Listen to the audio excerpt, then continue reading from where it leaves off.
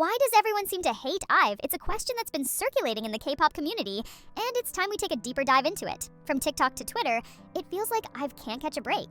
But when you dig beneath the surface, it becomes clear that the hate aimed at this group is not only baseless, but also rooted in the same tired patterns we've seen before. Let's break down why IVE is so polarizing and why the hate is not just unjustified, but frankly ridiculous. First, let's talk about IVE's rapid rise to fame.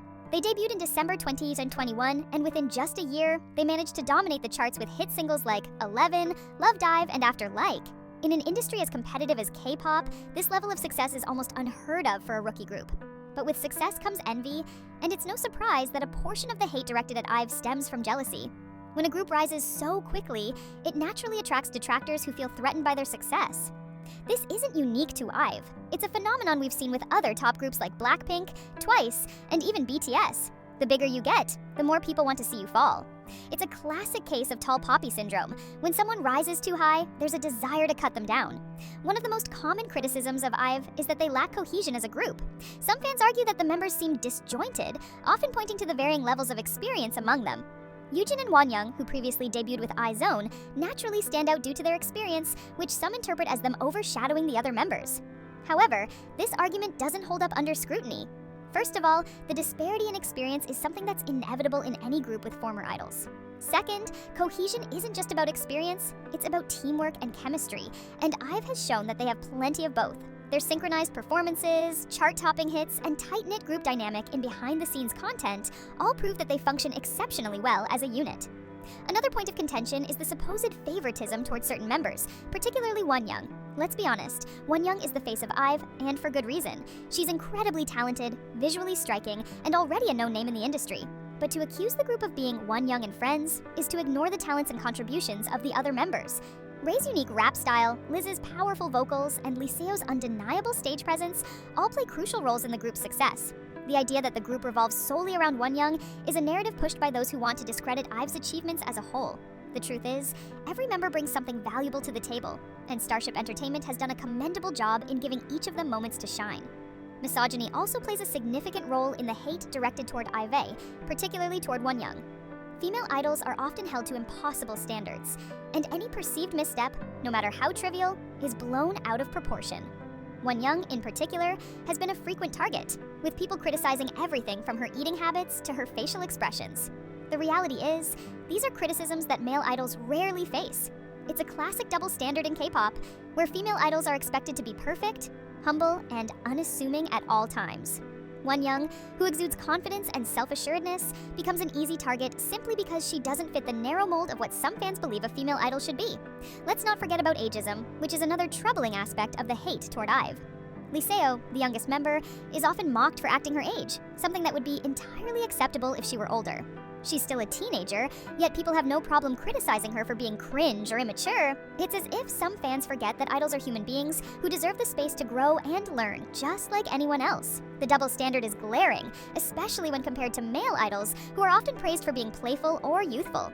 Liseo should be allowed to express herself freely without being subjected to harsh criticism simply because of her age. The K-pop industry has a long history of debuting young idols, and the unrealistic expectations placed on them can be damaging, both mentally and emotionally. Liseo deserves the same grace that other idols her age receive, regardless of gender.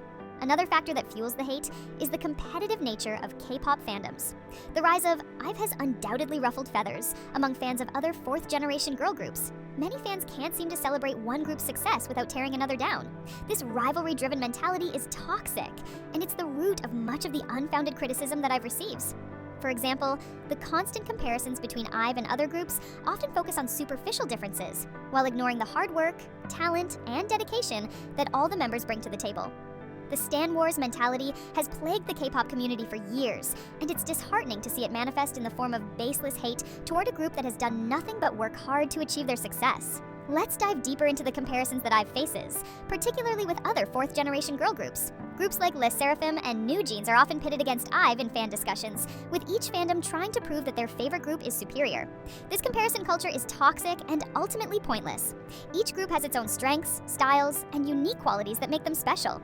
For instance, Les Seraphim's emphasis on powerful performances contrasts with IVE's focus on catchy melodies and visually stunning concepts. Both groups excel in their own ways, and it's possible to appreciate both without tearing one down to uplift the other. The same goes for New Jeans, whose fresh and experimental approach to music offers something different from what IVE brings to the table. These comparisons do nothing but create unnecessary division among fans. Another source of hate is the perception that IVE is manufactured or inauthentic. Some detractors argue that the group's success is purely a result of Starship Entertainment's strategic marketing and the pre-existing fame of members like Wonyoung and Yoojin.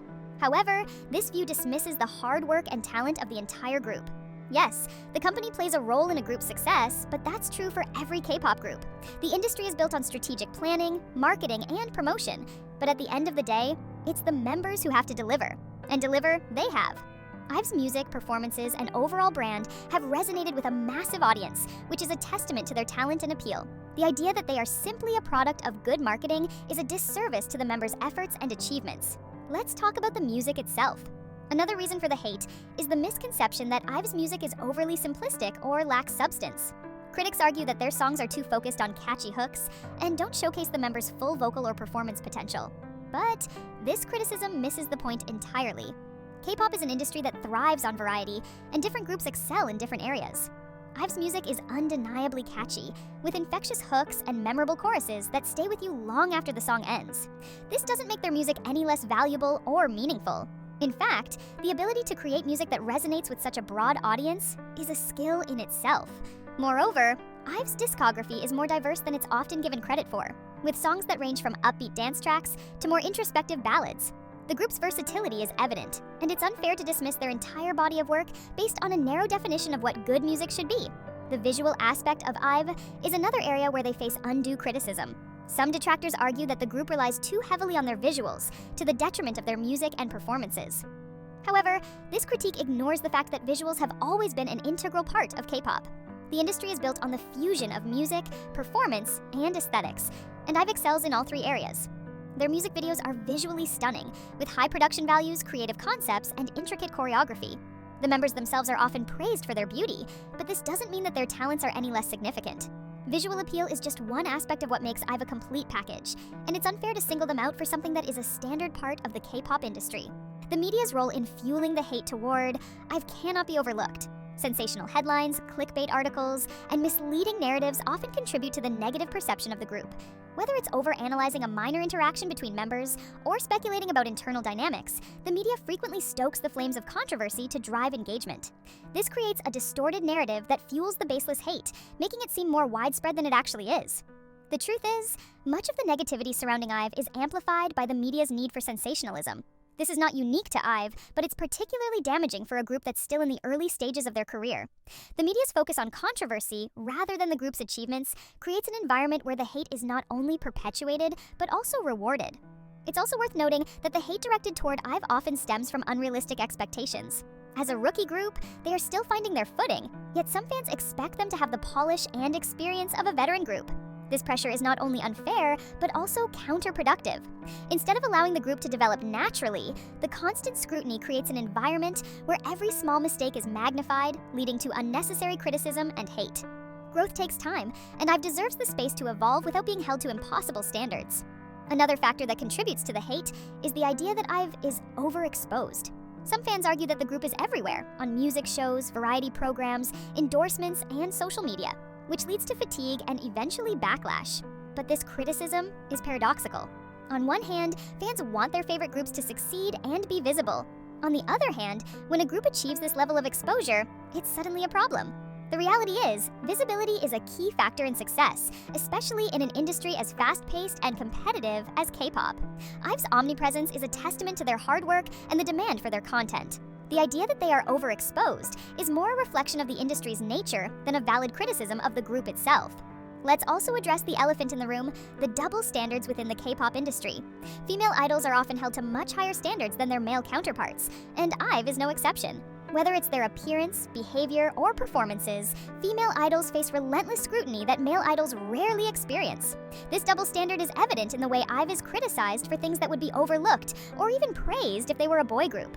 For example, Wonyoung's confidence and poise are often labeled as arrogance, while similar traits in male idols are seen as signs of leadership and strength. This gender bias is not new, but it's particularly damaging for young female idols who are still navigating their way through a highly competitive and often unforgiving industry. Finally, let's talk about the fandom itself. IVE, the official fandom of IVE, is still relatively new, and like any young fandom, it's still finding its identity. Unfortunately, this has led to internal conflicts and divisions that are often amplified by outsiders, whether it's disagreements over line distributions, center positions, or individual member promotions. These internal conflicts are sometimes exploited by antis to create even more division.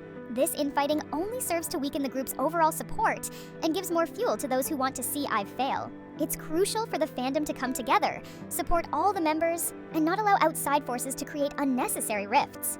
In conclusion, the hate directed toward IVE is largely baseless and fueled by a combination of jealousy, unrealistic expectations, toxic fandom culture, and deep-seated biases. When you look past the noise, it's clear that IVE is a group of talented, hardworking idols who deserve their success.